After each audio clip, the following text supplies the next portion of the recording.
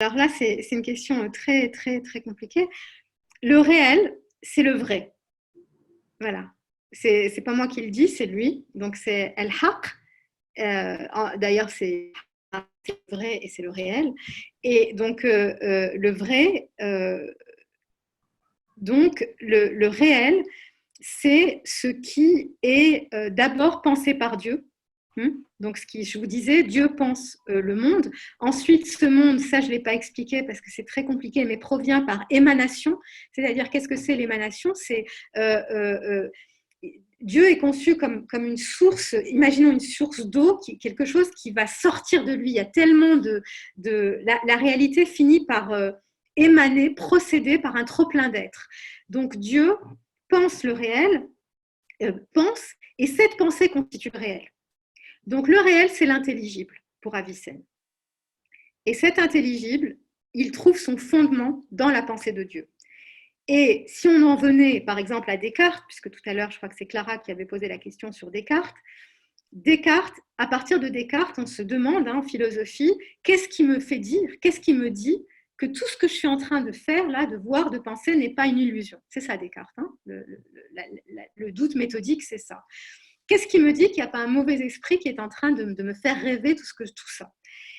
Cette question ne peut pas se poser pour Avicenne. On ne peut pas douter parce que le réel est fondé en Dieu. Et à la limite, et c'est ce que je dis à mes étudiants dans les séminaires, Dieu, c'est même pas le Dieu de la foi, c'est ce qui rend possible la connaissance, parce que la réalité est fondée en Dieu. Je sais pas si, c'est-à-dire que le réel est logique, et donc le logique est réel. Voilà. Et si je peux penser sans avoir peur comme Descartes, qu'un génie me fasse rêver la réalité, c'est parce que la réalité, il y a un être en qui la réalité est logiquement pensée, c'est Dieu. Donc les philosophes, en fait, Dieu, c'est le principe qui leur permet de tout construire. Voilà. Le logique est fondé dans la pensée divine.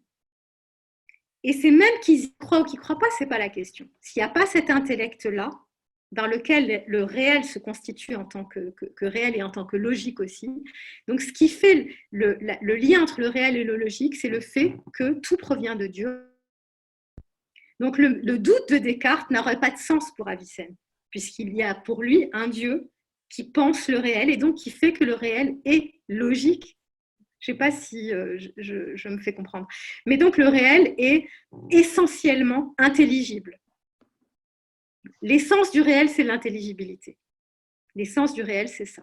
Donc, ce Dieu d'Avicenne, ce Dieu des philosophes, c'est ce qui fait que si je dis 2 et 2 font 4, je suis sûre que 2 et 2 font 4. Pourquoi? Parce que 2 et 2 font 4 dans l'intellect divin. Il n'y a pas une réalité où 2 et 2 ne font pas 4 hein, pour lui. Quand je dis le tout est plus grand que la partie, qui est un principe premier logique que Avicenne utilise tout le temps, c'est vrai de toute éternité, parce que c'est vrai dans l'intellect divin. Donc le réel, c'est ça. Le reste, par contre, hein, ce que se rajoute, les couleurs, les formes, quand on sort dans la rue, tout ce qui foisonne autour de nous, ça c'est un habillement du réel. Ça enjolive le réel. Mais l'essence, par exemple, là j'ai 8 visages en face de moi, mais à travers tous ces différents, je peux dire, il y a l'essence de l'homme. Voilà, l'essence de l'homme, c'est-à-dire l'homme, c'est l'animal rationnel, ni qui a des lunettes, ni qui n'a pas de lunettes, ni qui est jeune, rien du tout. L'essence de l'homme, elle est fondée dans l'intellect divin. C'est ça le réel. Voilà. Le reste, ce sont ce que les philosophes appellent des accidents, c'est-à-dire ce qui se sous-rajoute à l'essence et qui ne la change pas de manière profonde. Voilà. Mais ça, c'est vraiment de la philosophie et c'est peut-être pas... mais c'est comme ça que pensent les philosophes. Et ce vocabulaire-là, il traverse la philosophie des Grecs jusqu'à la philosophie même aujourd'hui, c'est-à-dire la question de l'essence, les accidents, etc. Voilà.